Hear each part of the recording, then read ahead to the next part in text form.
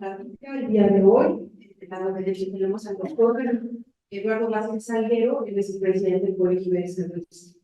Es doctor en Historia por parte de la Facultad de Filosofía y Letras de la UNAM, integrante del Sistema Nacional de Investigadores e Investigadoras. Es profesor investigador del programa de Historia del Colegio de San Luis desde 2017. Es coordinador general de la Coordinación Técnica Estatal del Patrimonio Cultural de la Secretaría de Cultura, en la que recientemente se aprobó su opinión técnica para declarar como patrimonio documental al Fondo Manuel José Otón, que resguarda el archivo histórico del Estado de San Luis Potosí.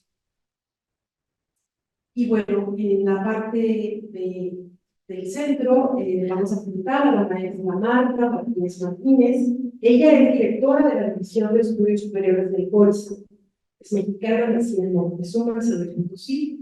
Cursó la licenciatura en Relaciones Industriales en el Instituto Tecnológico Regional de San Luis Potosí y actualmente se encuentra cursando el doctorado en Gestión Educativa.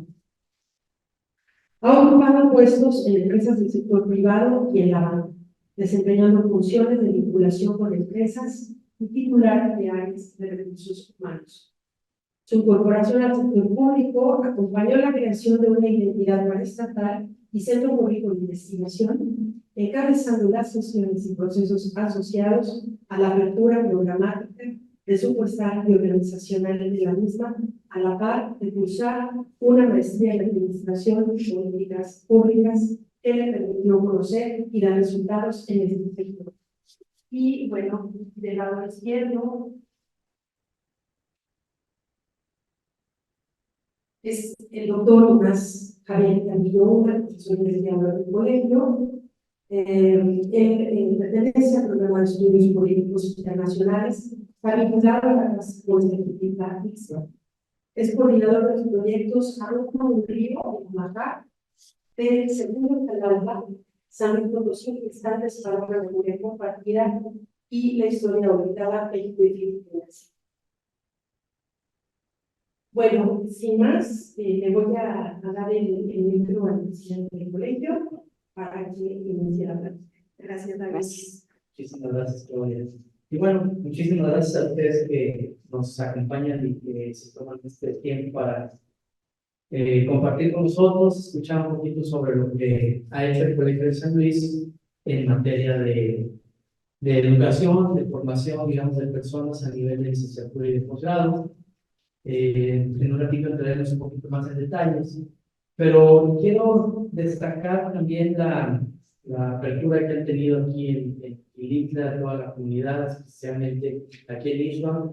Muchísimas gracias, doctora, por alojarnos por estos años que llevamos aquí en el Colegio de San Luis. Ha sido muy importante para nosotros. Es un proyecto que nos tomamos muy en serio y que esperamos poder consolidar en los próximos meses y años. Y bueno, les digo que también es una oportunidad muy interesante porque en esta mesa está el primer presidente del Colegio de San Luis, Tomás, que influyó mucho en decidir qué tipo de estudios podrían irse impulsando. Venía como una inercia previo a la fundación del colegio, una cierta inercia orientada a los estudios históricos, por ejemplo, que de hecho los primeros programas de extensión del colegio fueron un diplomado en historia, pero más adelante una maestría y luego una licenciatura en relaciones internacionales. Hay que saber que el doctor es internacionalista. Entonces, me gustaría que ese tipo de asuntos, digamos, o de temas vayan emergiendo a lo largo de la charla. Y por otro lado, también el hecho de que la maestra Marta Martínez nos acompañe tiene un doble sesgo, es decir, actualmente ella es la directora de la División de Estudios Superiores, que es un área que estamos reestructurando y que por otro lado le ha tocado acompañar muy de cerca los procesos de consolidación de nuestros posgrados ante CONACYT, ante las instituciones locales, ¿no? Las autoridades educativas locales, pero por otro lado es egresada del colegio. Entonces, Efectivamente, ya se mencionó en su semblanza, pero tiene la experiencia de haber sido alumna y ahora estar a cargo, digamos, de integrar y de ir actualizando una política educativa. Y en mi caso, también soy egresado del Colegio de San Luis, es decir, a mí me tocó conocer la institución cuando recién arrancaba. Soy egresado de la primera generación de la maestría en historia, así es de que el conejillo de Indias que pensaron en ese momento, pues aquí está, ¿no? Uno de ellos. Éramos, no me acuerdo, 14 por ahí. Y yo les voy a platicar un poco de ese contexto, digamos, en un momento en el que San Luis Potosí, en realidad en todo el estado, no solo en la capital, en todo el estado no había una facultad que impartiera las disciplinas a las que se dirige el colegio, pues era un reto importante también como alumnos. Es la visión que me gustaría ofrecer un poco, apostarle a una cosa nueva, ¿verdad? A una institución nueva, que no tenía ningún referente, como aspirante no se tenía ningún referente de algún egresado que nos platicara como le había ido, por ejemplo. Y también les puedo platicar más adelante sobre los desafíos que vemos, qué retos tenemos que afrontar para los posgrados, para la licenciatura, qué posibilidades hay y hacia dónde podemos o no podemos orientar nuestros estudios. Entonces, a mí me gustaría comenzar con Marta, porque ella nos prepara también una presentación sobre el tema, digamos, de manera general, y a partir de ahí podemos ir ya como dialogando en este ir y venir sobre pasado, presente y futuro. Adelante. Pues, muchas gracias, Juanita. Agradecer su presencia y que nos puedan acompañar esta tarde. Agradecer la anfitrionía al doctor Carrillo y un gusto para mí conocer y estar sobre todo en casa con San Luis. Justo como comentaba ahorita el doctor Smith, pues me tocó acompañar al doctor Carrillo desde la fundación y la creación del Colegio de San Luis hace ya 27 años. Y es un gusto que en cada aniversario, en este caso el 27º, tenemos oportunidad de recuperar memoria y de ver lo que costó crear la institución, pero sobre todo lo que ha sido su desarrollo, consolidación y resultados a 27 años de su creación. Es una presentacióncita que es un recuento de estos años y que me interesa que tengamos como referente para poder tener una conversación. Bueno, pues Colsan se crea en 1997 y a partir del año 2000 tiene ya una estructura y una autorización como una entidad participada de la administración pública y ahora como Centro Público de Investigación del Consejo Nacional de Humanidades, Ciencia y Tecnología.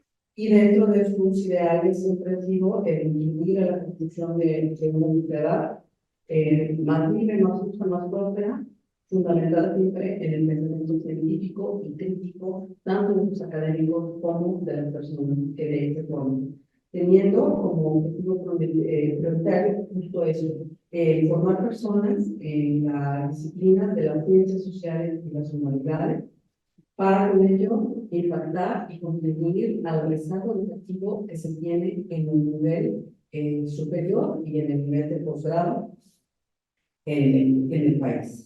Desde la institución impartimos los 3 niveles de estudio, una licenciatura, 5 maestrías y 4 doctorados. ¿Cuál ha sido el recorrido que hemos hecho? Pues en 1927 abrimos las 2 primeras licenciaturas, todas las 2 primeras maestrías. La primera fue la maestría en Historia y la segunda fue una maestría en Administración y Políticas Públicas que de manera conjunta realizó el Colegio de San Luis por el Instituto Nacional de Administración Pública. Para el año 2003, 6 años después, se abre la maestría en Antropología Social. En el 2008, lo que fue inicialmente este posgrado conjunto con el Instituto Nacional de Administración Pública se apertura ya como un programa directo del Colegio de San Luis y ahora se convierte en una maestría en asuntos políticos y políticas públicas.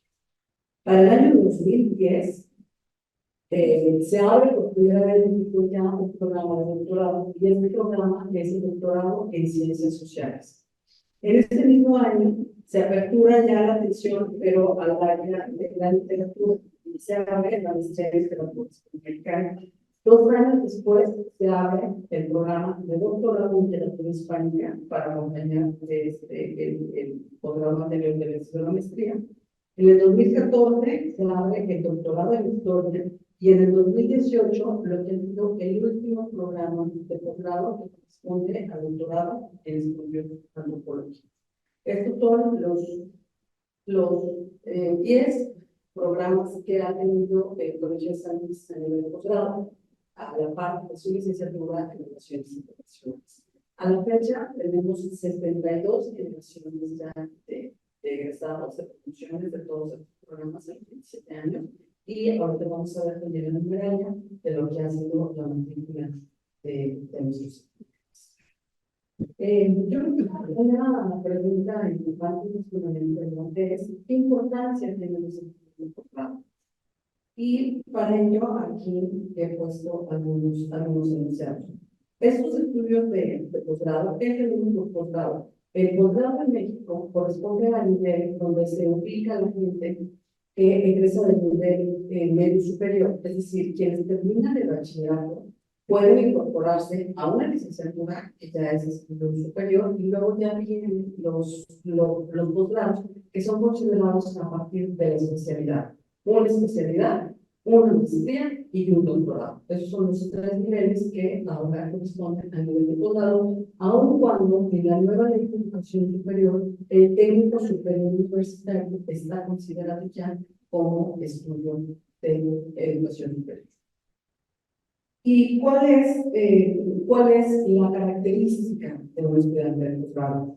Pues es una persona que adquiere capacidades de análisis y de competencia para la solución de problemas sociales. Ahí está el punto que caracteriza a estas personas. Y el cursar un posgrado pues permite justo formar personas con conocimientos amplios, sólidos y actualizados en la disciplina o la temática que se aborda. ¿Cuál ha sido cuántas personas han formado en el Colegio de San Luis? Desde el Colegio de San Luis en estos 27 años hemos tenido una matrícula de 862 estudiantes, de los cuales 182 han sido de licenciatura, 527 de maestría y 153 de doctorado. Egresados han egresado 150 de la licenciatura, 491 de la maestría y 142 del doctorado. Si todos los programas se hubieran abierto a la par, entonces sí podríamos hacer una relación directa entre cuántos estudiantes por cada programa o cuál es el número de matrícula que tienen cada uno de nuestros posgrados. Pero no es así, más bien más relación directa a la fecha en que cada uno de ellos se aperturó, y más o menos tenemos un promedio. En el caso de los doctorados tenemos grupos de hasta 25, que es un poco similar al de la licenciatura. Yo creo que licenciatura y doctorado, en el caso de sociales, podemos hablar de una matrícula de 25. Hay otros posgrados que tienen una menor matrícula, pero yo creo que serían en el orden, ¿no?, de un promedio de 10, es el número de grupo o de generación que se atiende. Otra característica que tenemos es que no lo abrimos anualmente, sino que lo abrimos para el caso de la licenciatura y los doctorados, abrimos grupos cada 3 años, y en el caso de la maestría cada 2. Esto es, termina una generación y se incorpora una nueva. Para el caso de los doctorados, ahí sí tenemos doctorados que duran 3 años y medio, y específicamente en antropología, que duran 4 años. Entonces sí tienen la oportunidad 2 generaciones de coincidir por lo menos un año entre ellos. Y para el caso de graduados, tenemos 125 graduados de licenciatura, 427 de maestría y 117 de doctorado. Esto nos significa 679 títulos y grados emitidos por el Colegio de San Luis. Y este número también significa que al tener como única modalidad para titularse o graduarse la generación de una tesis, este es el mismo número de tesis o de proyectos de investigación que se han realizado desde el colegio. ¿Qué es la investigación en el posgrado? La investigación en el posgrado significa que poder impulsar no solamente a los estudiantes, sino impulsar también a los grupos académicos que están en la institución a que tengan una actitud crítica y reflexiva sobre los problemas cotidianos y reales para conseguir una mejora en sus instituciones. Eso es la investigación en el posgrado. Es un acompañamiento del especialista ya formado con el nuevo recurso que está formado a través de integrar proyectos en temáticas de las líneas de investigación que se desarrollan en el centro para la solución de programas sociales. Esto significa también el ampliar la frontera de conocimiento y de su aplicación práctica en beneficio de la sociedad. ¿Cuáles son las líneas de generación que se tienen en el colegio? Atendemos actualmente 17 líneas de investigación. Aquí están enunciadas por cada una de las disciplinas que manejamos. Historia, antropología, asuntos políticos, cuestiones del agua, cuestiones de literatura y cuestiones de ciencias sociales. Y están enunciados particularmente cuáles son los temas que abordan cada uno de ellos. En el caso de la antropología, pues tiene que ver con cuestiones de territorio, con cuestiones de ambientales. Hay dos líneas específicas que tienen que ver con cuestiones de antropología en los desiertos, de antropología en zonas húmedas. Y cada uno de estos tiene sus propias temáticas, tiene su propia incorporación de profesores investigadores que en los núcleos abordan cada una de estas líneas de investigación.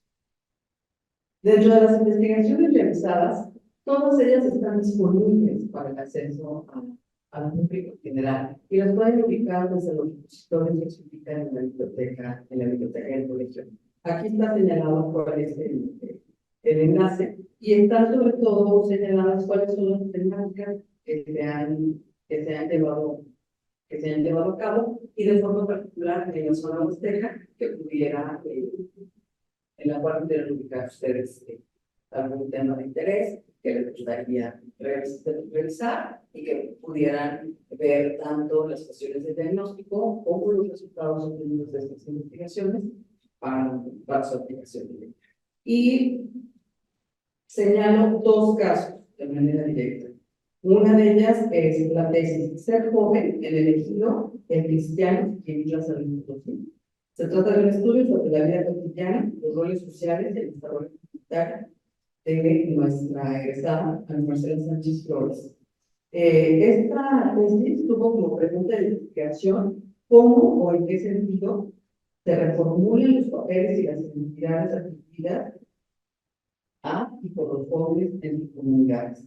En esta investigación se intenta aportar una mirada diferente en la vivencia, significación y construcción de la realidad joven en un conjunto indígena según sus particularidades sociales y culturales.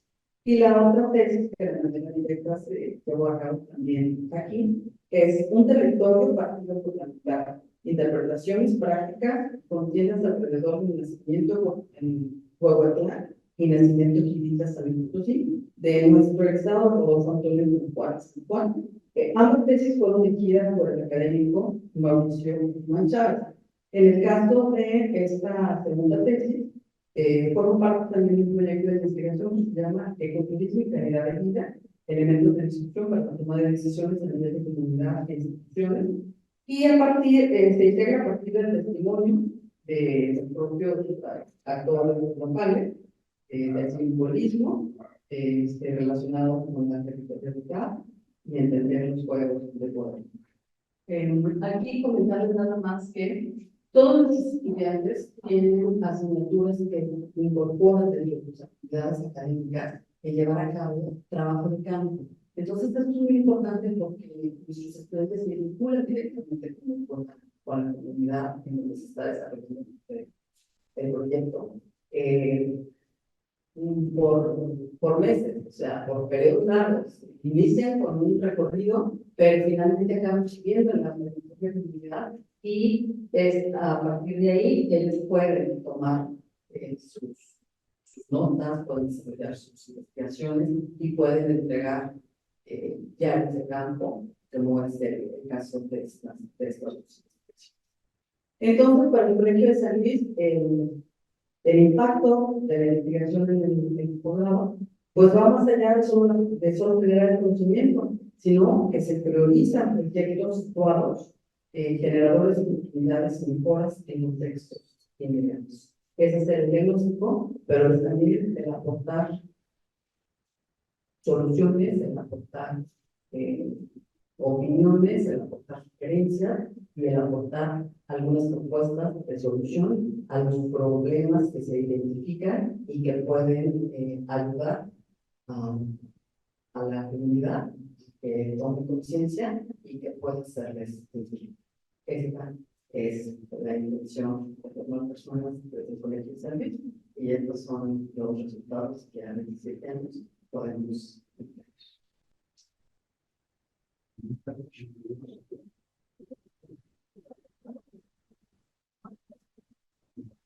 El esfuerzo en poquitas. Buenas tardes y bienvenidos. David me pidió recordar un poquito los inicios del colegio y vale la pena hacerlo porque hay otros elementos que no están en las cosas escritas. Menciona primero uno, ya lo señalaron, en San Luis Potosí no había ciencias sociales y humanidades en la universidad. Ese se clausuró a fines de los años 50, de los 60. Entonces había una gran ausencia. Y formamos un pequeño grupo que tiene origen en el estado de donde llega la escuela de Córdoba,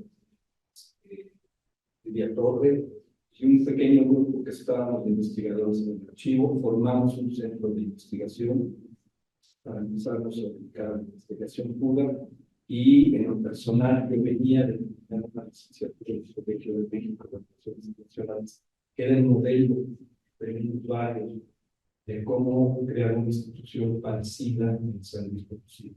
Son instituciones públicas, 100%. ¿Sí? Y el Colegio de México, desde un principio, vio con buenos ojos ya tener la experiencia del Colegio de Yucatán, Colegio de la Frontera Norte, y entonces, pues empezamos a trabajar con la idea del Colegio de San Luis. Hubo varios factores favorables que nos ayudan. En ese momento, un gobernador que recientemente acaba de fallecer, Horacio Sánchez Huerta, el cual apoyó decididamente en un momento hizo una maestría en desarrollo urbano en el Colegio de México y vio con mucha simpatía el proyecto y apoyó abiertamente a todo este grupo pequeño, pero que inmediatamente nos movimos en un pequeño grupo de estudiantes que se dedicaban a historia fundamentalmente, y con un grupo de empresarios de la sociedad civil de San Luis formamos un patronato. Entonces se creó el patronato, se creó el apoyo del gobernador y un excelente secretario de Educación que llegó en ese momento, Miguel Mott, que vio con muy buenos ojos la posibilidad del colegio y apoyó decididamente que se abriera un apoyo federal para que se creara la institución. ¿Por qué federal? Creo que fue una apuesta muy importante. Nos dedicamos a las ciencias sociales de las unidades que siempre pisan calvo. No es como dictarle a los físicos, que tenemos aquí a Pablo, los físicos, o los químicos, o los médicos, los estudiosos de las ciencias sociales están sobre temas políticos, ecológicos, complejos, etcétera. Y muchas veces, en cambios de gobierno, pues algunas opiniones o algunos estudios pueden ser mal interpretados o afectar. Si dependiera, lo estamos viendo, no lo hemos visto en diferentes temporadas, si dependiera del presupuesto estatal, sería un diputado potencial. En el momento que nosotros fuimos incorporados desde el inicio a ser parte de un centro público de investigación coordinado por CONACYT, como eran los colegios de universidad que también formaba parte, como eran los centros de investigación, nos daba más autonomía real, porque el presupuesto era federal. Entonces, eso ayudó mucho a darle una estructura y además entramos en una comunidad muy unida, con muchas, a veces con cheques se envían, con mucha exigencia del manejo del presupuesto y también de los grados académicos y de la revisión de los doctorados y la revisión de los estudiantes. Es una serie de cuestiones fuertes que nos obligó a todos a una disciplina académica importante que fuimos aprendiendo, desarrollando, y eso permitió que el colegio se fortaleciera como comunidad.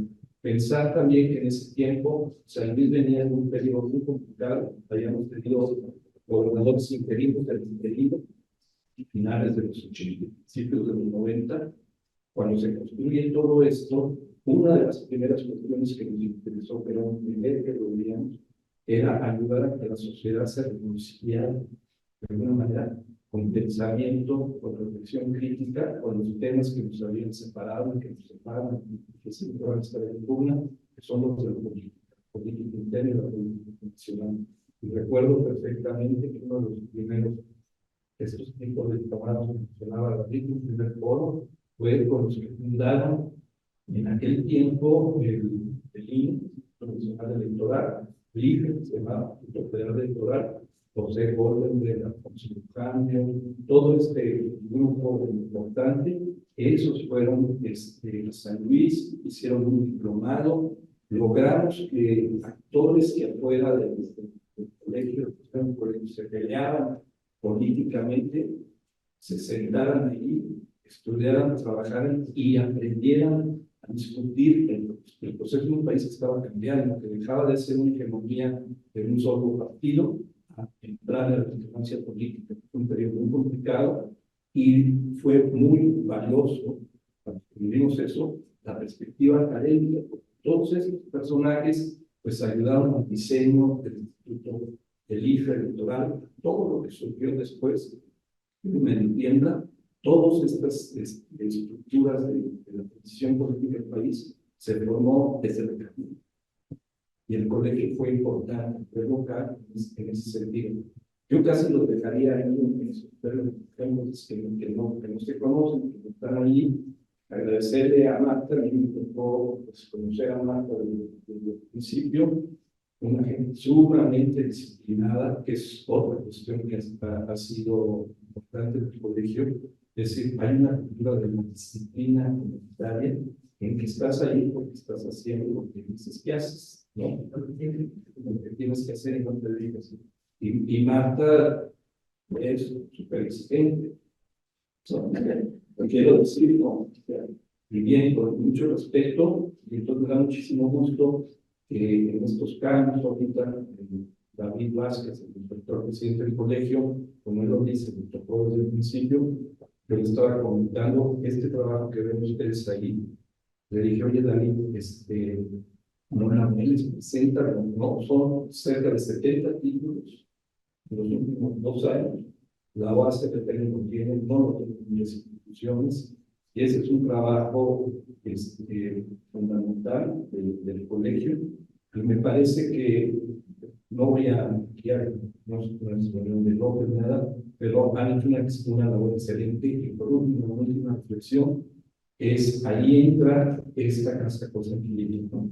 En este camino que tuvimos y vimos que era una reflexión. El concepto de la casa Consanguínea fue ver a San Luis Potosí, a la Huasteca en particular, conectada con las culturas del norte. Y no ver a San Luis Potosí nada más como que vienen los de la capital, rebotan acá o van de aquí, allá, estudiantes se regresan, sino darnos cuenta que desde la época hispánica presente, el estado de San Luis Potosí tiene una mirada histórica con el Islam, está vinculado íntimamente al Atlántico. Siempre tenemos esta idea de estar en medio del noreste del país, en los desiertos, cuando lo sabemos bien, la cultura técnica es de origen maya. Desde la época prehispánica estaban conectados con todo el sureste del país.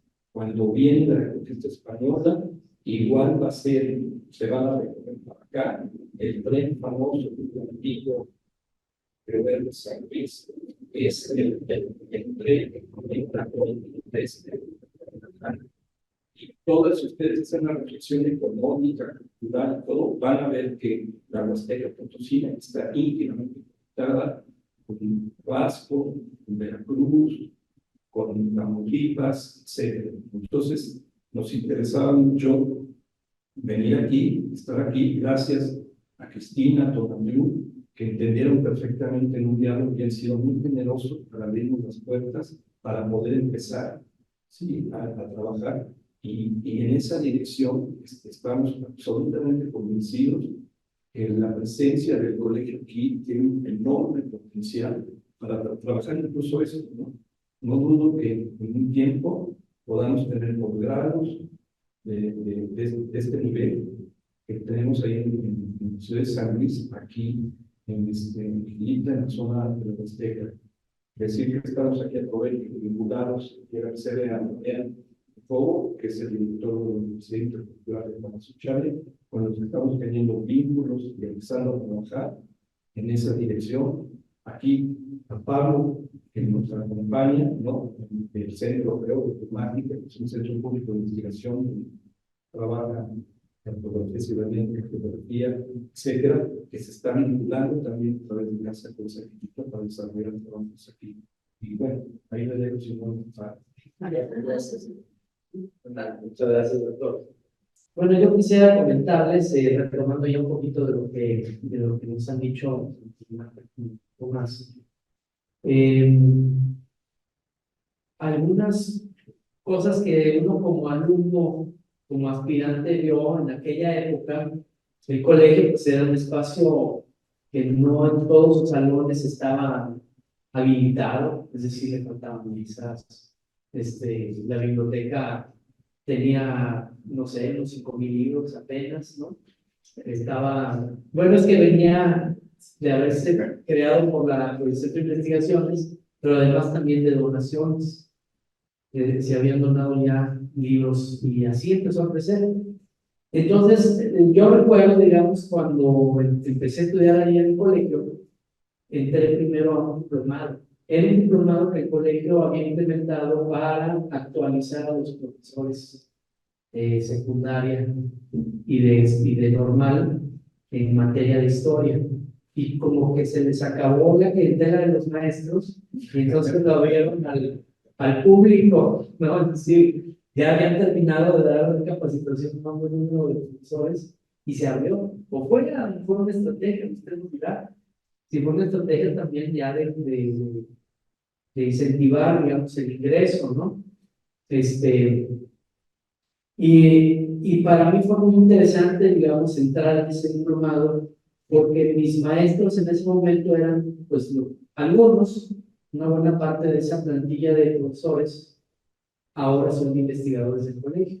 No todos, otros, pues, estuvieron en ese periodo y luego ya se quedaron como investigadores. Pero lo que sí había en común entre ellos es que eran investigadores en formación.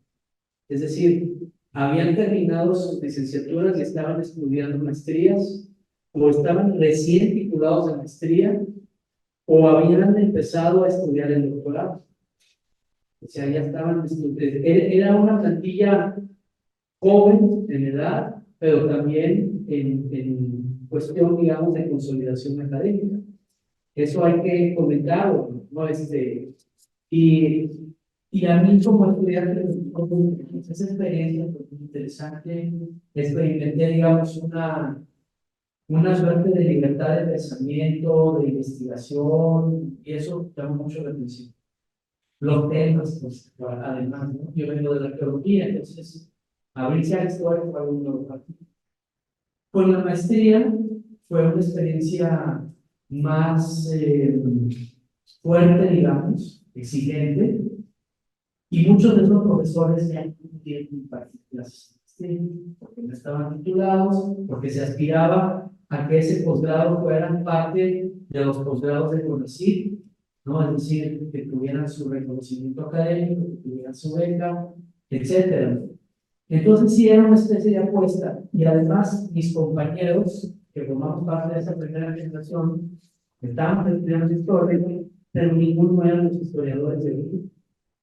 Pues claro, o sea, si en México no había esa disciplina, pues había abogados, comunicólogos, arquitectos, de diferentes disciplinas, pero otros son los que prevalecían, ¿no? Incluso en términos de edad éramos también muy diferentes. Y yo en esa edad que tenía 24 años por ahí, y había un compañero que había sido secretario de educación, y ya era una persona muy formada, andaría 60 años por ahí, no sé. A lo que voy es que había una diversidad de personas que podría verse como una cuestión un poco controlada, ¿verdad? Porque luego ya los procesos de selección ahora van decantando, digamos, esos perfiles, pero por otro lado, fue una generación que me pareció muy rica. Es decir, eso nos permitió tener una riqueza de discusión y de visiones que me parece que resultó muy bien. Y por otro lado, una estrategia que yo creo que fue fundamental para el colegio en los primeros años es dejarse acompañar. Es decir, buscar a la institución personas adecuadas para que apoyaran y además, pues, formar una agenda, pero dejarse acompañar en esa construcción. Digo esto porque la gran mayoría de mis profesores ya en la maestría eran profesores que venían de la UNAM. Y el esquema no era de semestres, era de trimestres. Entonces, en un año, pues teníamos una gran diversidad de profesores que iban y venían de Ciudad de México con clases muy intensivas, que se echaban 15 días o una semana en San Luis, y era de ir mañana y tarde, varios días seguidos, a escuchar al mismo profesor, a veces 2 o 3 profesores al mismo tiempo. Y eso era muy intensivo, nos exigían leer mucho, pero también, pues era tener a los, como dicen en el lenguaje coloquial, mis colegas, tener a las vacas sagradas, ¿verdad? Es decir, muy buenos historiadores que uno leía sus libros y ahí estaba el papel. Entonces era algo bien, bien rico, ¿no? Eso, conforme se fue consolidando la plantilla del colegio, pues fue cambiando, es decir, ya las invitaciones eran menos, había que gastar menos dinero para traerlos. Entonces, ustedes saben que yo sé ahora, pero en su momento, como alumno lo veíamos como un derecho, es decir, a ver, o sea, ahora me traen al tope, o sea, porque ya me pusieron ese esquema y era como una exigencia, ¿no? Además. Entonces, claro que estaba siempre la incertidumbre del mercado laboral y de eso pasó otro tema.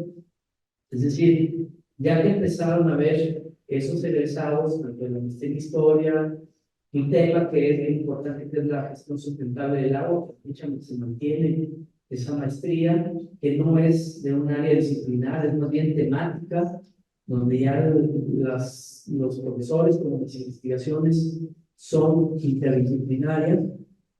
El mercado laboral también comenzó a ser un reto, y paulatinamente, como fueron pasando los años, la matrícula fue cambiando, es decir, de tener muchos estudiantes que éramos de las ciudades del mismo Potosí, se fue abriendo el abanico, de tal manera que ahorita que andamos mitad y mitad, o más de la mitad de fuera del estado, más de la mitad de nuestros alumnos no son ni siquiera del estado de San Luis Potosí, es decir, en estos 27 años se ha logrado consolidar el posgrado como de orden nacional.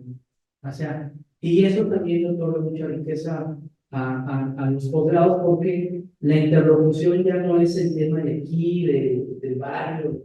Claro que sigue habiendo eso, pero ahora en una perspectiva mucho más abierta. Algo que me gustaría destacar de esta historia de los posgrados, no sé, André, si se puede regresar a la línea del tiempo, es el posgrado en literatura, tanto la maestría como el doctorado. A lo mejor aquí el doctor nos puede un poquito platicar sobre esa inquietud. El Colegio de San Luis es el único posgrado de que trae 2 años antes a esta.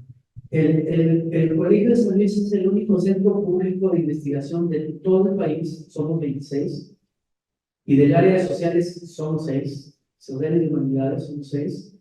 Es el único que tiene estudios literarios. No hay ningún otro centro en el país que tenga del área de humanidades estudios literarios. El CIESAS tiene lingüística, pero no es literarios. Eso es algo que me parece como una fortaleza, sobre todo en compartir y generar investigación en un área muy descuidada, no solo en San Luis, sino en el país. Y que si las personas tuviéramos esa orientación más hacia las humanidades, estoy seguro que no estaríamos viviendo la cantidad de atrocidades que estamos viviendo en general. Temas como violencia, como desigualdad social, etcétera, pues están ahí en las humanidades presentes.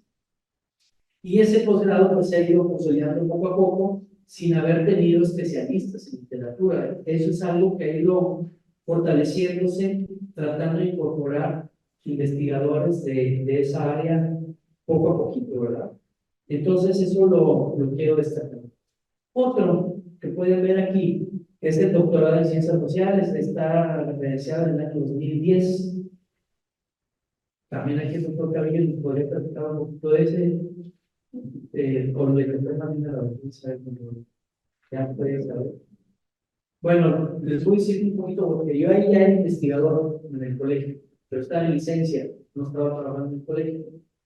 Pero recuerdo que la mayoría de la plantilla de académicos ya doctorados, o sea, ya habían pasado por esa formación, ya tenían su doctorado, ya habían ingresado al SNI, algunos, no todos, pero una buena parte. Y entonces los requisitos del Sistema Nacional de Investigadores, es decir, el SNI, y los propios posgrados, decían que había que impartir clases en nivel de doctorado. Entonces, pues no tenemos doctorados. Es decir, ese posgrado siento que también nació como una demanda de consolidación académica de la propia plantilla interna, pero sí tiene una correspondencia con la demanda que venía de fuera. Es decir, de pronto ya se veía todo compartimentado, es decir, los de antropología, los de historia, los de ciencia política, los de internacionales, ya los de agua por ahí también. Entonces, ¿cómo hacer que en un centro de investigación haya una amalgama que permita la interdisciplina? Y creo que la respuesta vino con ese doctorado. A la fecha es el posgrado que tiene más demanda. Andaremos por los 80 aspirantes en promedio, a lo mejor más. Bueno, entonces es el que tiene más demanda. Y es además al que buscan entrar más mujeres, ¿no? Unos sí son más de hombres, otros hay algo allí, ¿verdad? También en la cultura, digamos. Pero el doctorado en sociales tiene más demanda en cantidad y en género, por ejemplo. Y sus investigaciones, pues también permiten, digamos, una gran diversidad. Eso creo que pues yo lo que digo es una apreciación personal, probablemente entre mis colegas haya diferencias de ideas, de mi opinión, pero para mí es uno de los posgrados más exitosos que tenemos, porque precisamente permite eso, el diálogo interdisciplinario, porque es el que más profesores tiene, es el que más alumnos tiene, sus generaciones son de 20 o más. Entonces, ahí está, yo creo, un impacto bien interesante en nuestros posgrados. Ya para cambiar un poquito de tema y también hacer una ronda con ustedes de preguntas si las tienen o comentarios, es hablar un poquito sobre los desafíos que tenemos enfrente. Nuestros posgrados nunca han sido de cobro, siempre han sido gratuitos. Y nuestra licenciatura, hasta hace un par de años, se cobraba una cuota de recuperación por servicios ahí escolares. A partir del 2022, esto ha cambiado. Claro, tiene que ver con una política diseñada desde el Consejo Nacional de Humanidades y Ciencia y Tecnología de ir rompiendo las barreras económicas para el acceso a la educación. Entonces, en este momento, ni licenciatura, ni maestría, ni doctorado pagan ni inscripción, ni colegiatura, ni cosas extraordinarias, nada, es completamente gratuito. Sí hay un nivel de exigencia importante en el proceso de selección y de permanencia, es decir, si sacas menos de 8, pues ya es reprobar materia, y reprobar materia es exclusión inmediata, ¿verdad? Claro, se puede recusar y tratar de revisar la calificación, pero si se ratifica una calificación reprobatoria, es salir, digamos, del colegio.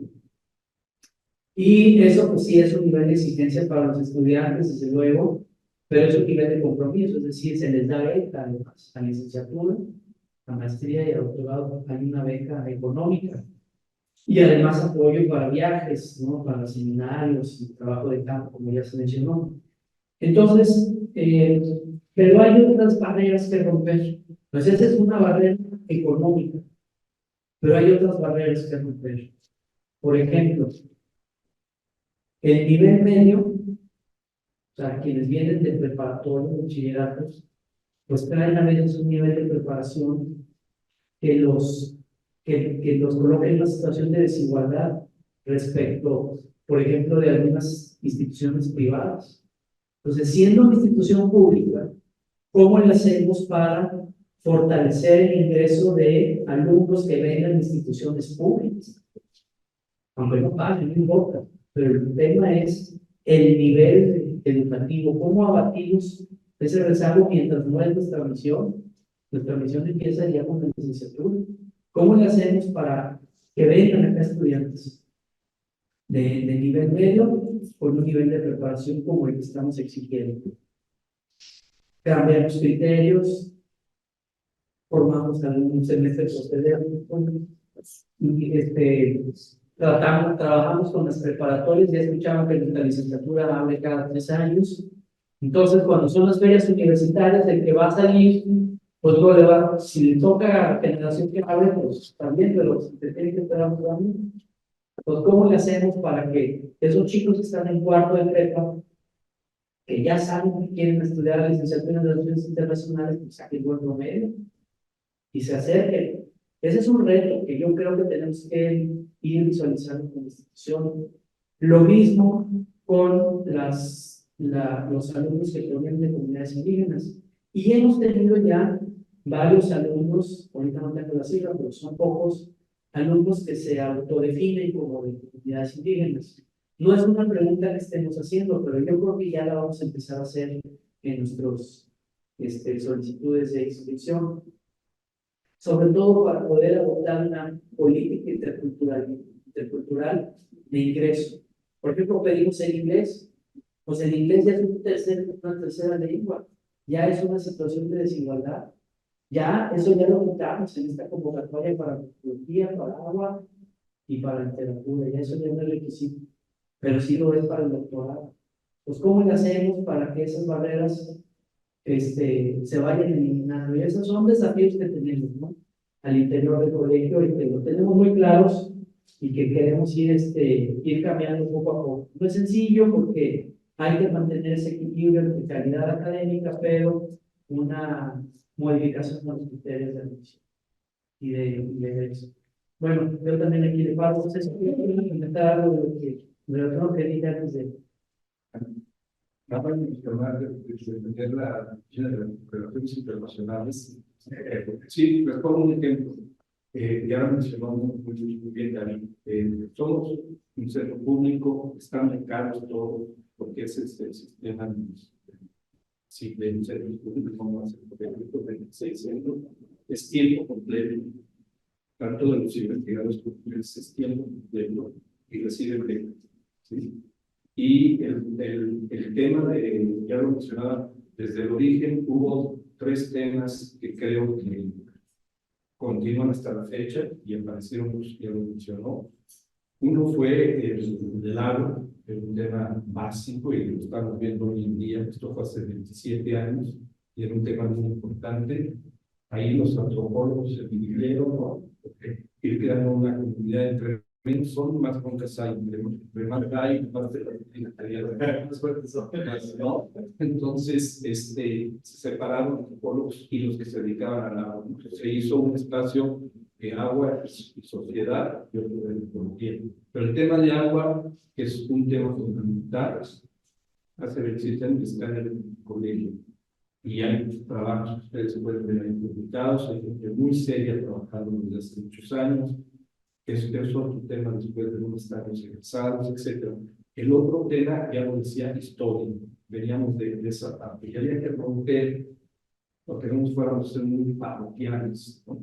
Hubo lo que mencionaba David, que como no teníamos los profesores formados, los 3 que empezamos eran licenciados. Los tuvimos que negociar, formando nosotros mismos en el camino, sacar la maestría, sacar el doctorado y así nos terminamos con la institución. Historia, que ahí tuvieron mucha suerte, porque venían historiadores muy buenos, ¿no? Ya muy formados, principalmente de dinero o de las instituciones que tenemos relaciones con el otro tema que costó trabajo era la licenciatura en relaciones internacionales, porque incluso internamente había personas que no querían licenciatura, ¿no? Que querían, pero bueno, estábamos empezando y esa ventaja, cuando estás en la dirección, pues tienes que tomar a veces ciertas medidas que tienen que estar 100% de acuerdo, ¿no? ¿Por qué era la licenciatura muy importante? Por varias razones. Una, mencionaba, los que llegan de maestría y doctorado ya vienen más formados, ¿sí? Ya vienen algunos incluso de familia, etc. Los licenciados, los que entran a la licenciatura no vienen viciados, pero sobre todo en una institución, como ya se mencionó, que nacía en San Luis y que nadie sabía qué onda con el colegio de San Luis. ¿Qué es eso? Primero si era privado, no privado, porque no sabían. La licenciatura prácticamente el 100% de los estudiantes eran de la sociedad. Era vincularse a la sociedad administrativa. Eso era muy importante y hasta la fecha, ¿sí? Entonces, todas esas familias pues fueron aliadas del colegio, ¿no? Empezaron a conocer, esa era una. La más importante, y también fue hace 7 años, es que las relaciones internacionales son de lo local a lo que el mundo de hoy en día es un mundo que esta materia, donde lo hemos discutido con la gente de la Centro Cultural, la materia de relaciones internacionales se debe dar en la prepa. O sea, todos los chavos de los primeros lados para estos aparatitos, y aquí está dando vuelta todo el mundo, toda la noticia, todo el tiempo que se estaba a Putin, que si Biden, que si esto, que si la guerra en Irak, todo, y todo el mundo lo está recibiendo y no tienen un marco mínimo de información, yo de historia, para realizar eso y aprender lugares como la Azteca. Hay una cantidad enorme, ustedes lo saben, de migración a Estados Unidos, etc. Si en prepa ya metieran una materia de relaciones internacionales, ayudaría. Bueno, en lo local, metido en los centros nacionales, había una oportunidad, también no era una apuesta loco. Recuerdo otra gente que nos apoyó mucho desde el principio fue el doctor Lorenzo Meyer, una persona a veces como director de tesis y profesor, y cuando le platiqué a Lorenzo cómo ve si había otro camino, toda su federación fue el rector de la Rivero, está invisible, usted cuenta con el personal que lo apoya, y yo lo apoyamos, y se echó a andar la licenciatura en Relaciones Internacionales. Y creo que ha cumplido creces, ¿no? Los egresados han ido, y el mundo de hoy obliga a que esta materia se emparta ¿sí? en otros lugares. Esa era una de las cuestiones de echar a andar las relaciones internacionales fuera de la Ciudad de México, porque siempre la carrera o era privada, ¿no? O era en privada, o era irse al CIDE o a la UNAM o al Ibero, pero no había fuera de la Ciudad de México una licenciatura que ya. Quiero comentar. Gracias. Bueno, yo nomás información recuperada desde Data México, que refiere a una población de 50,000 habitantes prácticamente. Los niveles acordados son 169 estudiantes en el nivel de maestría y 28 para el nivel de doctorado. Entonces, yo sí creo que ustedes están en una oportunidad maravillosa para que todos los estudiantes de licenciatura puedan sumarse a esta formación posgrado y también las posibilidades que hoy se ofrecen en el marco de la educación superior son maravillosas. O sea, hoy los chicos están en posibilidades de estudiar desde un posgrado en San Luis Potosí, pero de poder hacer intercambios con cualquier institución en el mundo, de poder ubicar sus campos de estudio en Brasil o en cualquier otro país donde ellos puedan ubicar estudios comparativos, ¿no? O poder implementar todas sus metodologías de estudio en cualquier país donde puedan encontrar similitud de condiciones para el estudio de las ciencias sociales y los humanas. Entonces, ojalá que sí se pueda iniciar acá con los estudios de posgrado, llevar a cabo algunos convenios de colaboración con las instituciones de educación superior que hoy tienen y sobre todo darle la oportunidad a sus jóvenes de toda esta zona de la Huasteca para que puedan incorporarse a las nuevas posibilidades que se ofrecen en la educación superior. Muchas gracias, Marta. Pues no sé si de aquí del público que nos acompaña tienen alguna inquietud, alguna pregunta, algún comentario. Pues, yo sí. Vale. Primero que nada, conocer, creo yo que no. Ay, gracias.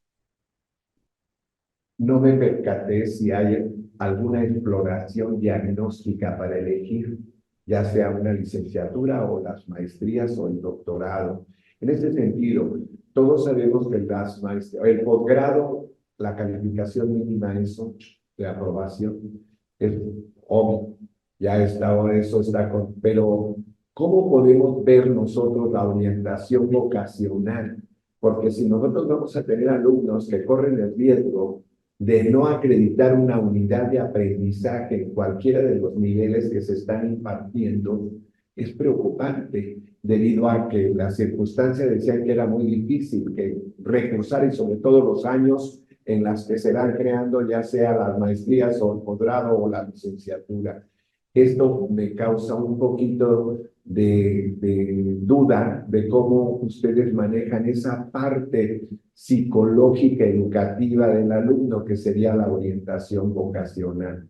¿Cómo ustedes van a captar, llamémosle, a alumnos con la vocación de las maestrías que ustedes tienen? Nos llegamos a ir siempre por la expectativa y muchas de las veces pues elegimos estudiar alguna carrera que no es verdaderamente para la cual estamos preparados para hacerlo. No sé cuáles sean ustedes los puntos neurálgicos que pudieran presentarse en este sector. Otra de las cosas, perdón, que también me llama muchísimo la atención, desde luego, esto es para después enterarme, cómo me gustaría conocer las unidades de aprendizaje de cada maestría y de cada doctorado, porque para saber cómo se componen, ya hablaron de que son por trimestre.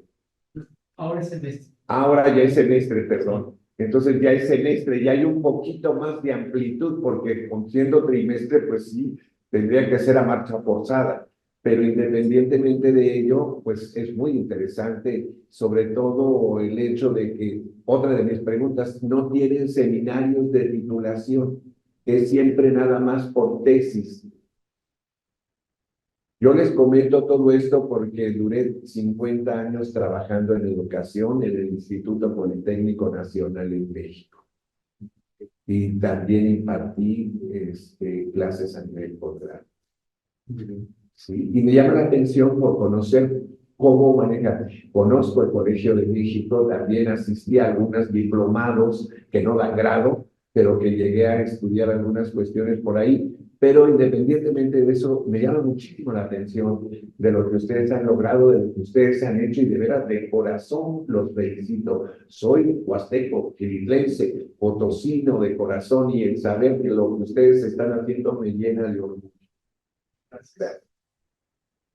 Pues no sé si alguien más antes de... ¿Qué tal? Buenas tardes.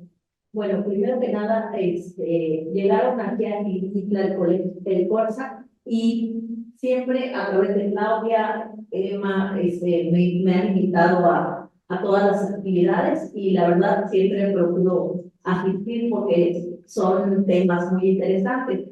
Y lo comento porque, bueno, yo soy de Gilitla, tuve la oportunidad de estudiar en México, bueno, me fui a trabajar a México y allá tuve la oportunidad de estudiar en algunas instituciones que, bueno, que tenían una disciplina académica muy fuerte y yo no conocía el CONSA. Hasta que llegaron aquí, la verdad yo no lo conocía. De haber sabido, lo hubiera, mejor me hubiera ido a estudiar ahí en el lugar de acá en México. Pero la verdad, ahora que están planteando todo esto, de los estudios que se han hecho, por ejemplo, de la Huasteca y de muchos temas de historia, muy interesantes, muy importantes. O sea, es una institución muy importante que la verdad, ahora sí que a través de aquí del ISLA, que tuvieron esta visión para traerlos acá a Gilitla, pues qué padre porque muchos estudiantes van a tener la oportunidad, si se establece una maestría o otra actividad, de estudiar aquí con ustedes, que sé que son unos académicos de súper primer nivel. Y la verdad, bueno, pues los felicito. Qué bueno, y bueno, cuando haya, no les digo que maestría, porque a lo mejor ya con el trabajo y todo, pues es más difícil la disciplina, pero a lo mejor algún seminario, algún diplomado, pues por supuesto que sienta, que estaría interesada en asistir, y la verdad, pues muchas felicidades, y qué orgullo también tener en San Luis instituciones de este nivel. Gracias. Ay, perdón, se me pasó una pregunta. De licenciatura a maestría puede titularse así, de licenciatura a maestría puede titularse haciendo la maestría y viceversa de la maestría a doctorado. Bueno, lo pregunto porque en México hay algunas actividades de esa naturaleza. Eso es todo.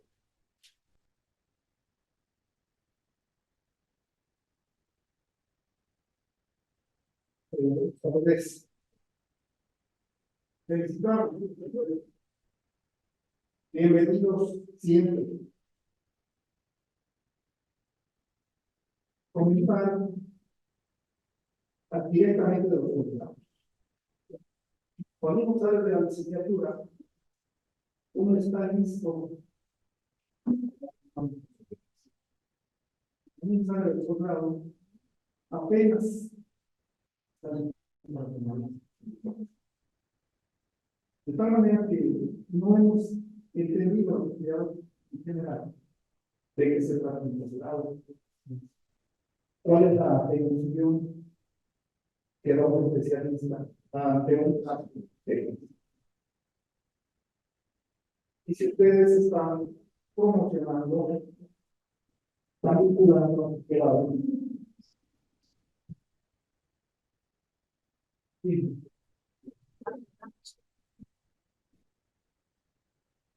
están vinculando a la sociedad con este tipo de conocimientos. Yo soy mexicano, ustedes no, sobre los modos de ustedes, sería una promoción, sería una divulgación de lo que ustedes hacen, que es tan importante, y que no lo buscamos, como dice Manu, vamos por ahí buscando en otros lados, y lo tenemos aquí, que como Potosí, como Huasteca. Si tienen una queja que ojalá la tomaron ustedes, no tanto. Pero por arriba, un poquito más arriba, ¿cómo hacer para que esa promoción, esa divulgación de lo que ustedes hacen? Bueno, se llevará un poquito más entusiastamente. Porque definitivamente si no conocemos lo que se hace, no podríamos tener alternativas. Un ejemplo de lo que pasa con el posgrado, el licenciado Francisco Puerta hizo un gran proyecto que se llama la Red Carretera Indígena. Porque el tiene el 99.9% de la comunidad dominicana con A lo mejor nos faltan 20 metros en un lado, pero yo pienso, seguramente esa sensibilidad la conocen ustedes. Con ese posgrado que es como con ustedes, y no están interesados en el desarrollo rural, y nada, pues, es una obra trascendente para nosotros. Yo caminaba 10 kilómetros diarios para mi primaria. Ahora los muchachos que vienen de afortunadamente, por esa red que la tenemos. Así que ahí está,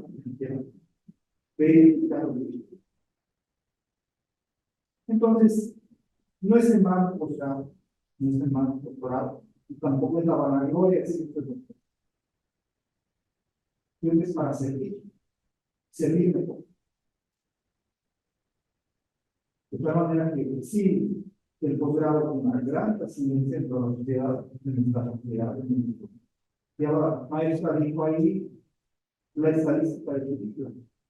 Desafortunadamente, tenemos muy pocos maestros. Un puñado de ellos.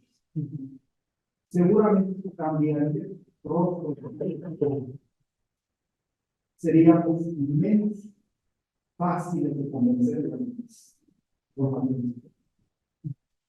poder discriminar lo que sí. Viniendo la información tan sólida como la de ustedes, bueno, el estudiante seguramente es lo más crítico. Entonces, sí, bueno, serían dos quejas. Una queja, la felicitación amplia, les hacía por Muy bien. gracias. Gracias.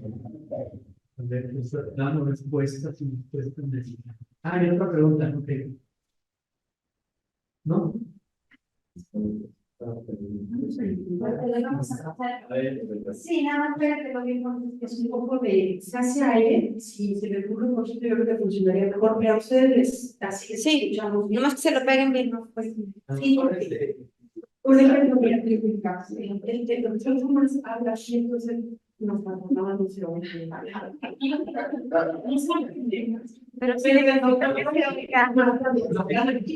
Me lo dice después de una hora. Sí, le digo que se lo peguen. Yo me la quería decir que porque yo sé bien. bueno, pues muchísimas gracias por los comentarios, creo que nos ayuda, nos orienta también. Ahorita le voy a pedir a Marcia que nos apoye sobre todo con las primeras preguntas, ¿no? Efectivamente, cuando se crea cada uno de los programas, hay una revisión diagnóstica, ¿verdad?, del entorno, su pertinencia. Hay que hacer toda una evaluación, no solo para el Estado, sino a nivel nacional, ¿no? Por ejemplo, ahorita estamos en un replanteamiento de dos posgrados, que es el de agua y el de asuntos políticos y políticas públicas. Por dos razones. Una, porque CONACYT ha modificado sus criterios para definir si un posgrado es de investigación o profesionalizante. Y esos dos posgrados los sitúan más como profesionalizantes, pero nosotros los definimos como de investigación por la naturaleza del mismo. Es decir, cuando se habla maestría en gestión sustentable del agua, no es que vamos a impulsar a gestores del agua, sino estamos impulsando investigadores que analizan la gestión del agua, ¿no? A nivel local o estatal. Entonces, esos dos posgrados, por ejemplo, necesitan repensarse en sus contenidos. Y bueno, de entrada, pues en el país hay alrededor de 40 posgrados sobre agua. En historia habrá como también unos 60 más o menos. Entonces, sí hacemos ese diagnóstico de estado. Y en este punto, sobre todo yo lo veo después de la pandemia, o sea, la pandemia fue muy importante para darnos cuenta incluso de replantearnos las líneas de investigación. Nuestros investigadores y sobre todo los egresados están haciendo cosas que ya no se definen bien como estamos ahorita promocionando los posgrados. Están 2 pasos adelante. Y nosotros nos estamos quedando atrás en la descripción y alcance de cada uno de nuestros posgrados. El papel de nuestros estudiantes es bien importante porque ahí se ven los temas de frontera, yo diría, porque son investigaciones que se están animando a hacer cosas, sí, con el respaldo de los investigadores, pero están siendo muy valientes, digamos, muy, iba a decir intrépidos, porque a veces es una connotación negativa, ¿no? Es como muy, pues sí, con una iniciativa de abordar temáticas que ni siquiera algunos investigadores se animan o lo habían pensado. Entonces eso nos está llevando pues a plantearnos líneas de investigación que en sociales ya se redefinió y se crearon nuevas.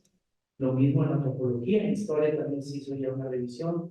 Entonces, bueno, ahorita, por ejemplo, yo te diría desde el lado de la historia, tenemos que incorporar, y es algo que estoy impulsando mucho en el colegio, las humanidades digitales. Las humanidades digitales es una forma de generar conocimiento, pero también de hacer investigación desde el ámbito de lo digital, lo que llaman algunos minería de datos, etcétera, para crear al historiador del siglo XXI. O sea, que vaya a hacer historia del siglo XXI, ¿no? Ya no va a poder ir a un archivo histórico, que todo es digital. En el siglo XXI todo es digital. Tiene que tener herramientas. Es decir, si un historiador que nosotros formemos, incluso ahora, ¿no? Un egresado desde 2024, que esté ejerciendo plenamente, pongámoslo que es un chico que sale de 30 años, dentro de 20 años, cuando tenga sus 50 años, va a estar en su madurez académica, pero eso es dentro de 20 años, es decir, en el 2005, 30, 40, esa persona ya va a poder hacer historia del siglo XXI, de las primeras décadas del siglo XXI. Necesita tener herramientas y líneas de formar, de pensamiento y de investigación diferentes. Entonces nosotros tenemos que visualizar estos escenarios.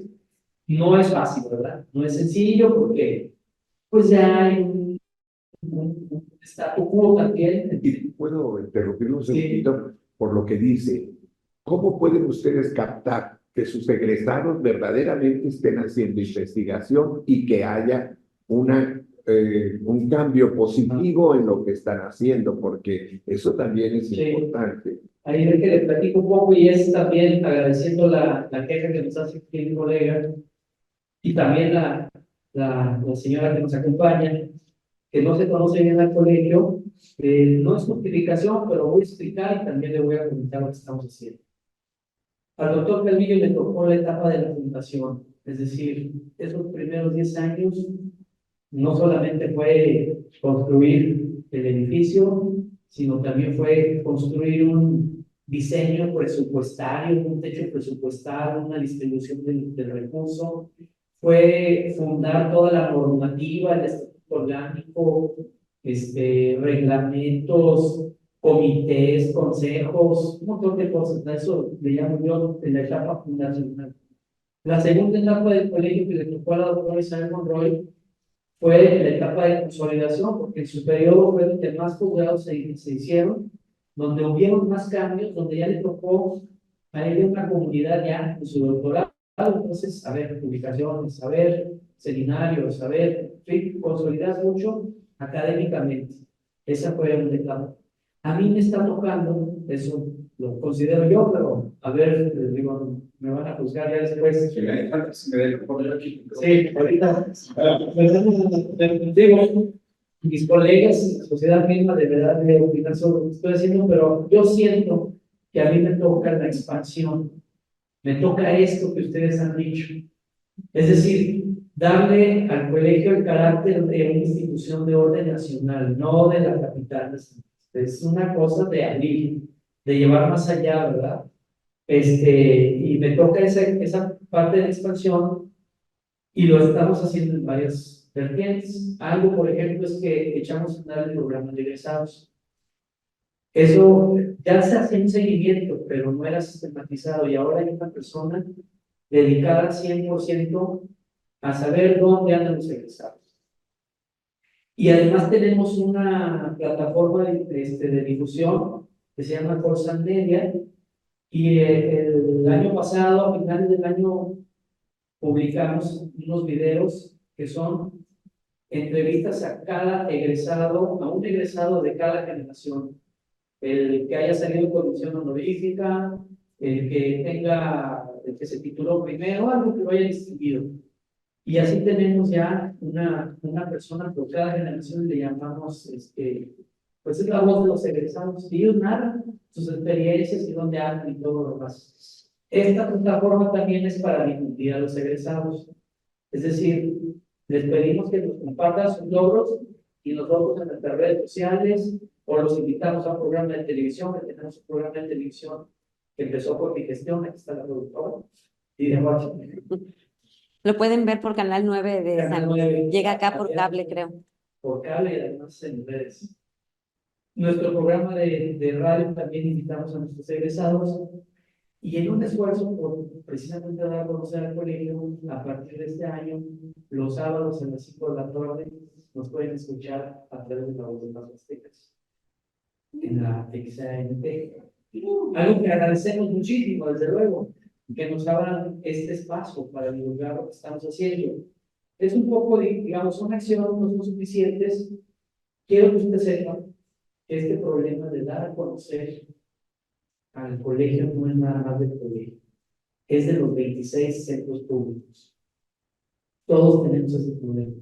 Y estamos tratando de visualizarnos más como sistema, no nada más como centro. Comunidad. Exactamente, necesitamos darnos a conocer más como sistema de centro, porque todos compartimos el comparto de, al menos de política educativa, en su esencia, digamos, todos lo tenemos de alguna manera, ¿verdad?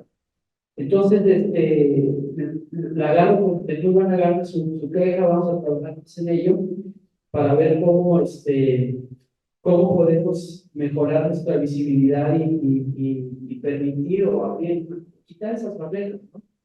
Nuestra biblioteca, por ejemplo, es una biblioteca que tiene alrededor de 90,000 volúmenes ya, tiene acceso a millones de artículos a través de bases de datos digitales, y es pública.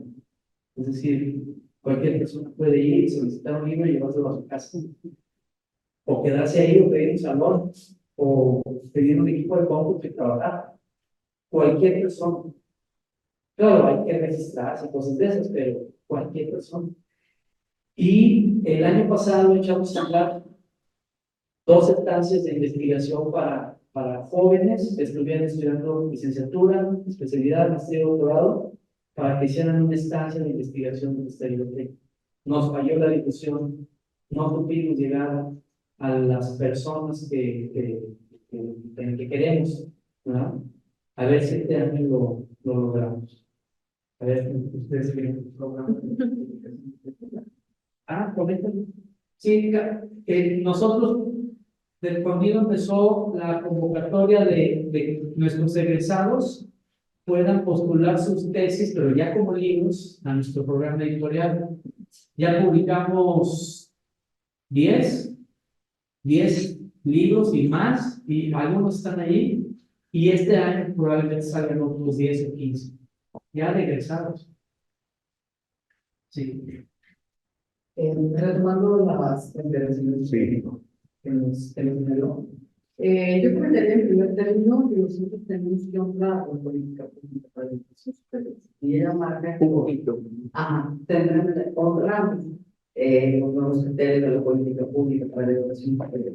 Y entre estos criterios están 2 que son relevantes. Uno es la gratuidad. Somos un centro público y por lo tanto, como señalaba en un momento de no se cobra absolutamente un peso ni de inscripción ni de colegiatura, y al contrario, todos los estudiantes, hoy tenemos una matrícula de 136 estudiantes, los 136 estudiantes cuentan con una beca mensual, precisamente para que ellos se puedan dedicar de tiempo completo y exclusivo a sus estudios en el nivel de adscripción técnica.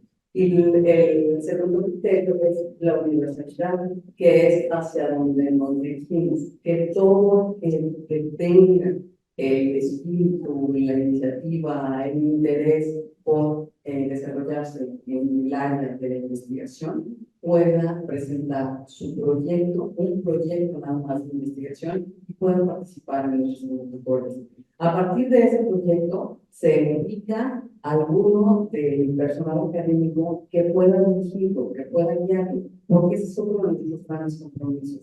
Ninguno de nuestros estudiantes será desarrollar su proyecto de manera aislada. Cada uno de ellos, desde que es aceptado a nuestros postgrados, cuenta con un tutor. Un tutor posteriormente se convertirá o podrá cambiar en su director de tesis, que precisamente lo acompañe hasta la conclusión de su tesis. A otros programas que tengamos, también participamos en un programa que llamamos Inscripción del Posgrado, que corresponde al programa de verano de la ciencia.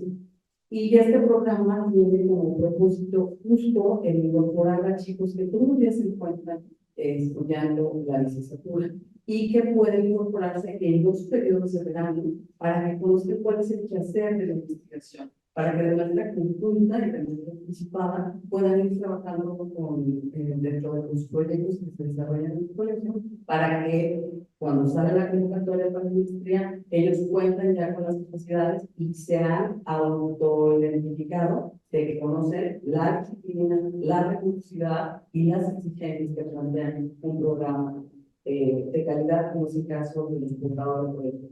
De la misma manera, todos nuestros programas, los 10 programas, tienen una acreditación. Para el caso de la licenciatura, tiene la acreditación en el nivel 1 de CIES, y para el caso de nuestros posgrados, todos quedaron acreditados en los niveles de integración, desarrollo, consolidados de lo que fue hasta el año 2022 el Programa Nacional de Posgrados de Calidad del Consejo, y ya ahora todos están transitando hacia el nuevo Sistema Nacional de Posgrados del propio Consejo.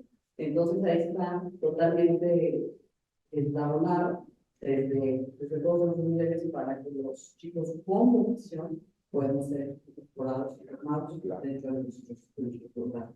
En cuanto a las unidades de aprendizaje, nuestros planes de estudio incorporan dentro de la docencia cursos, seminarios y absolutamente todos los dados incorporan seminarios de investigación y posteriormente seminarios de tesis, con porcentajes de avance que los estudiantes deben ir desarrollando en cada uno de los semestres, de forma tal que logremos una eficiencia terminal alta, actualmente es del 85% de la eficiencia terminal y de un 96% de nuestro índice de vinculación. Entonces, en esa medida, yo creo que son porcentajes satisfactorios. Y lo que sí es que, en tanto sea por la de investigación, la única modalidad que tienen es la obtención de grado a través de una defensa de tesis. Ahorita que comentaba el doctor Vázquez, sí, ha sido sobre todo en el área de ciencia política, que tiene que ver con la administración pública, por ejemplo, la formación de funcionarios municipales. Y entonces ahí lo que dicen es que con cada cambio de gobierno, ellos necesitan un poquito nos vemos a la capacitación, a su habilitación profesional. Y en ese sentido, se ha solicitado mucho, particularmente que este programa se pudiera convertir en profesionalizante. Yo creo que ahí es un poquito a ver que ver si realmente lo que se pueda dar como respuesta es profesionalizar los posgrados, entonces entrar también en las exigencias de requerimientos que tiene esa área de la profesionalización, o si más bien lo que necesitamos es apertura un programa de educación continua, de actualización de conocimiento, porque también estamos frente a ese gran reto, ¿no? Que comentaba el doctor David. Hoy por hoy el conocimiento pierde una vigencia, pero inmediata. En la nueva sociedad del conocimiento y sobre todo con la dinámica que traen los chicos, requieren la atención, y eso también nos demanda nosotros como comunidad educativa, de actualizarlos en prácticas didácticas, en investigaciones pedagógicas, porque la atención del chico la tienes en lo que cambia el estado, ¿no? 15 segundos ya están vinculando mayor información, y la otra es justo desarrollar esta capacidad crítica. O sea, cómo formamos personas con capacidad de identificar qué información es correcta, qué información tiene que ser desechada, y a partir de toda información tú puedes tomarla como referente. El gran reto es que hoy tenemos exceso de información, pero no toman ni se puede permitir generar conocimiento, que es el propósito de ese punto de investigación. Le puedo hacer una pregunta, perdonen, porque me interesa tanto. La cuestión es, ¿cuál es la actividad profesional de sus egresados de mayor índice? Es decir, ¿se dedican a dar clases posteriormente o cuál es la función, aparte de la investigación? Porque sabemos perfectamente que nos falta muchísima campo de acción en cuestión. Existe, pero nos falta el conocimiento de la ubicación del profesional. Y yo creo que ahí hay un punto que puede ser neurálgico también, ¿verdad? Porque por lo general, pues una de las funciones podrían ser como llegan a ser los profesionales que se dedican a dar clase a nivel profesional y que desconocen la didáctica en el sentido de cómo facilitar el conocimiento. Pero en este caso, en lo particular, porque me llama muchísimo la atención, porque pues veo que ni el mismo Politécnico, que es la Universidad de Gobierno de la República Mexicana, a nivel posgrado cobra. Y ustedes no. Al contrario, le dan beca al alumno. Esto es maravilloso lo que ustedes están haciendo. Pero ahora veamos cuál es el campo de acción de mayor índice de los egresados que ustedes tienen. Claro, yo le diría que muchos de los egresados continúan en el siguiente nivel de estudios. Muchos de los egresados de las maestrías precisamente son que se incorporan a cursar. Pero yo hablaba de los egresados. Sí, los egresados de maestría. De posgrado, ya es decir, de doctorado inclusive. Ok, entonces, ¿dónde están muchos egresados Sí. de doctorado? Hay muchos que se incorporan a la docencia, a la academia, sí, así es. Y ya hay un nuevo programa que tiene que ver con estancias postdoctorales. Este programa de investigadores por México, que es otro de ellos, que precisamente se suma a fortalecer los cuerpos académicos de las instituciones de educación superior. Hay quienes se han incorporado bajo esta figura del colegio de servicio, pero también apoyan universidades públicas, desde la sede, por ejemplo, de la UNAM, de Querétaro, o dependientes gubernamentales, bueno, por los investigadores, hasta candidatos a la actual campaña electoral. Pero sí, se dedica a la academia. Está por ejemplo también en el Instituto Mexicano del Agua, en el Consejo Estatal Electoral. Por cada una de las disciplinas, no se divide ahorita la información en el área de vinculación, pero sí indicamos que de cada uno de los programas donde se están formando y egresando nuestros estudiantes, están en todos los campos sociales, repitiendo, eso también es otra figura que tenemos, ¿no? La retribución social, el compromiso con la sociedad, ¿no? Y cómo a partir de la prevención de nuevo conocimiento, el conocimiento de utilidad social. Gracias. Sí, algunos podríamos decir que una mayoría se dedican a la academia. Sí. Un porcentaje también interesante están en el servicio público, a nivel municipal, estatal o federal. Y algunos se dedican en el ámbito privado. Hay algo que está pasando, que esto es nuevecito, o sea, lo documentamos apenas el año pasado. Los antropólogos se están incorporando a la iniciativa privada.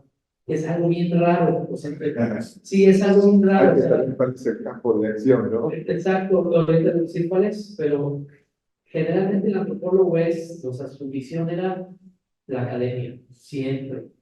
Y ahora hemos visto que el conjunto de egresados andan haciendo un mercadotecnia, que es lo que llaman antropología digital. Entonces, son contratados por mercadólogos, por empresas de mercadotecnia, para analizar el comportamiento de las personas en redes sociales. Otros están trabajando directamente con empresas transnacionales, con industrias transnacionales, para resolver asuntos de rotación laboral o de ausentismo. Entonces ellos entran como antropólogos y pues van a hablar con el resto de los trabajadores y están en el comedor y haciendo observación participante y luego ya dan su diagnóstico. ¿Sabes qué está fallando esto? O sea, la gente no se pone la camiseta por X o Y razón. Y eso es lo que hacen. Es algo nuevo. También ellos están rompiendo su propio paradigma. Exacto. ¿Cierto? Bueno, pues, no, pues yo creo que ya, a ver, ya. Bueno, media hora, por favor. Cada uno de los paradigmas entre las instituciones del Centro Europeo y el CORSA. Y ahorita yo, Pégatelo a ti. un paradigma muy particular. Esto es más en el nivel más. Yo también soy egresado del Centro Europeo, como estudiante de posgrado. Fui investigador en el Centro Europeo, que ahora tengo el Centro Europeo. Y bueno, es un camino que en algún momento existió, ¿no? Tanto en el COLSE como en el Centro Europeo, como en otros centros públicos de investigación que tienen más o menos esa edad. Pero poco a poco ese camino ha ido desapareciendo, ¿no? Eso es algo que, claro, ustedes me han oído los últimos 2 días ya, ¿no? Como disco rayado. Pero ese camino ha ido desapareciendo. Los egresados del doctorado cada vez van a encontrar menos oportunidades en la academia. Entonces tenemos que pensar en cómo promover los doctorados, cómo promover los posgrados como algo, no solo los libros, ¿no? Como qué habilidades le da, como esto que decía, ¿no? Sí.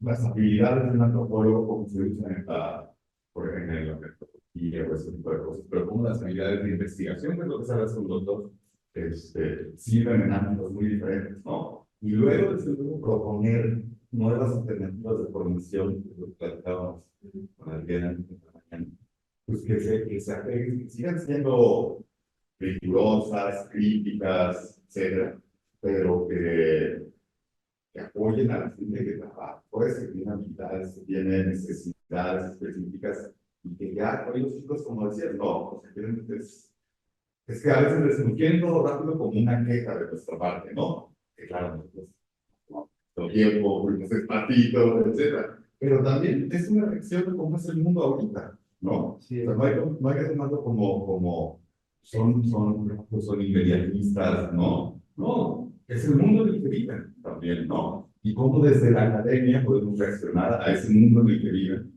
y darles la formación con el mundo de rigor que recibimos nosotros, pero pegados en lo que es el mundo actual, ¿no? Entonces, es todo como una reflexión. Muy bien. Yo me repito. No se vayan todavía, sí, Con todo el respeto, tengo una proposis y me inyectan a las 7, pero estoy muy interesado. Muy interesado. Sí, por eso estoy a punto nada más de... Pero estoy muy interesado, de verdad, en serio. Ya le puse un mensaje que me esperen. Sí. Bueno, pues, Sergio, gracias por estar aquí. Ustedes también. Nos tenemos un brindis, bueno, pues, no entendemos, pero algún brindis y quedamos unos canales para cerrar este ciclo de actividades. Les agradecemos Marta Martínez, presidente del doctor Tomás Carrillo, y también agradecerle muchísimo a nuestras becarias, Paola y Anaí son becarias 100% chilenenses. Para todos.